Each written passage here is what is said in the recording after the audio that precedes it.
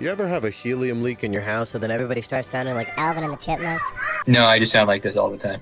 Today we're going to be talking about helium. It's a noble gas, one that you can't breathe in, and it's the second element on the periodic table. It's Universal University, and I'm the Kraken.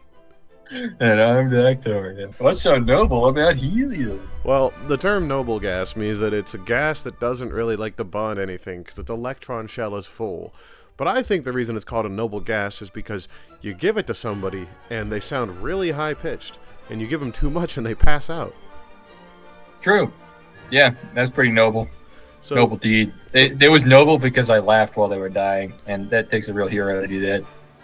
helium, which comes from Helios, meaning god of the sun, where I know that guy. Yeah, because helium is formed in the sun. Well, all stars actually.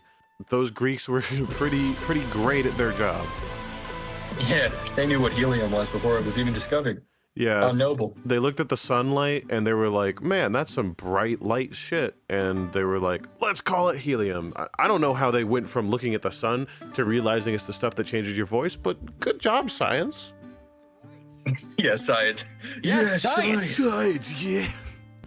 So standard helium has 2 protons, 2 electrons, and 2 neutrons, something new to the periodic table series. There's also H3, which has 1 neutron. Helium is a silly guy. It floats around and it tries to leave the atmosphere because it's a lot less dense than air. And when it does that, it's gone.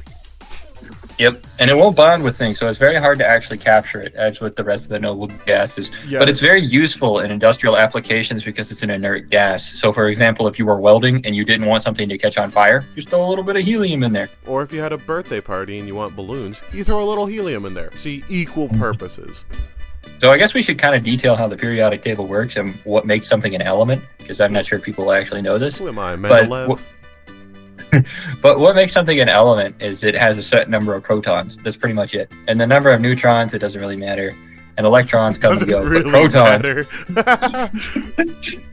electrons come and go. But protons is what matters, especially for the periodic table. So the difference between helium and hydrogen is an extra proton. And so that's why it works its way up the table.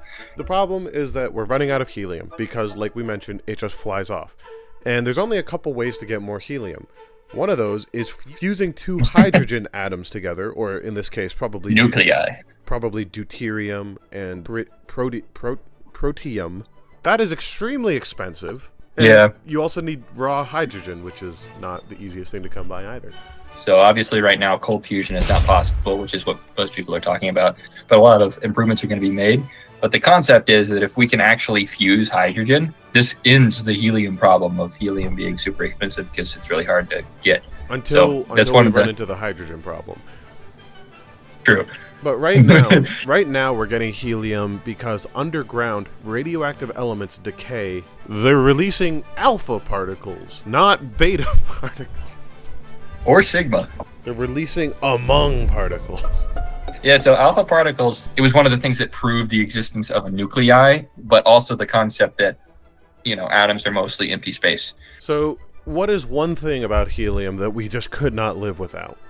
I mean, what it does to our voices. I really shouldn't be. I mean, how would you live? Helium, as it passes your vocal cords when you talk after you've inhaled it, being that it is much less dense than air, causes the sound waves to travel much faster because you're applying force, and that force affects the velocity.